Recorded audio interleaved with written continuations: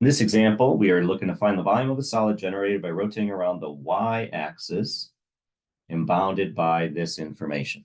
So if it is going to be the y-axis, that means that everything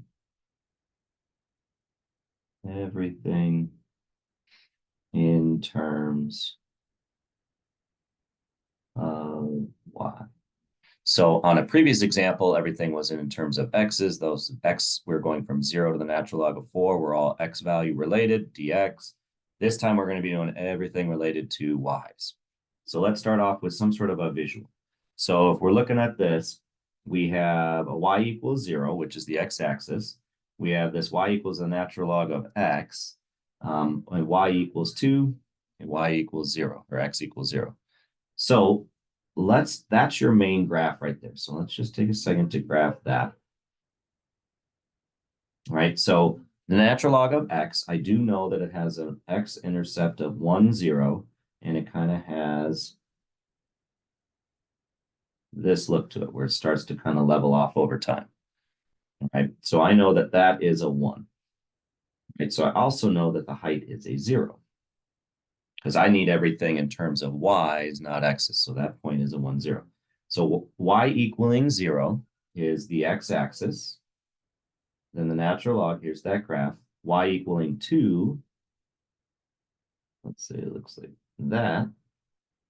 And then x equaling 0 is the y-axis. So this is the value. This is what we got going on. And we are going to be rotating it around the y-axis.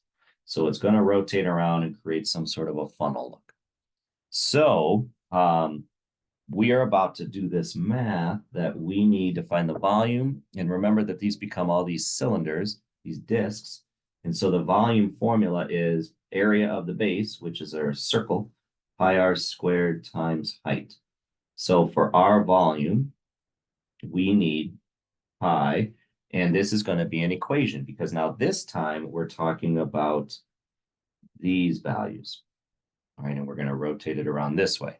Okay, so it's everything is going to be in terms of y's. So we're going to plug in a y value, and then that's going to create this value. So the problem is this equation is in terms of x's, and that's going to be that distance is based on this right here. But I don't want to plug an x in. I want to plug a y in to get an x value. So I need to adjust this. So to adjust this is, how do I get this out of a natural log? I'm going to exponentiate both sides. So I will create these and turn these into exponents. So this is e to the y, but then the natural log and the e undo each other and it just equals x. That's my in terms of y. So e to the y dy, but it's a radius squared. Right? So, and I need to go from 0 to 2. 0 to 2. All right, so let's clean it up a little bit. Let's pull the pi out always. We're going from 0 to 2, e to the 2y dy. And that is us finding our volume. So if we do this, we could do a u value onto this where we could let u equal 2y, and then du would equal 2 dy. We bring the 1/2 over. Du equals dy. And then we can sub in. We have a 1/2.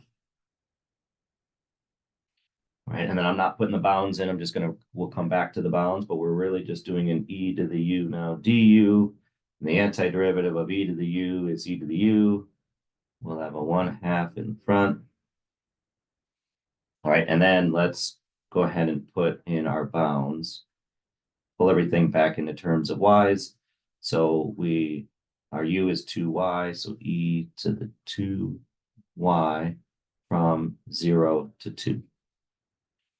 All right, so let's plug in and do some math on this. So we have a 1/2 pi.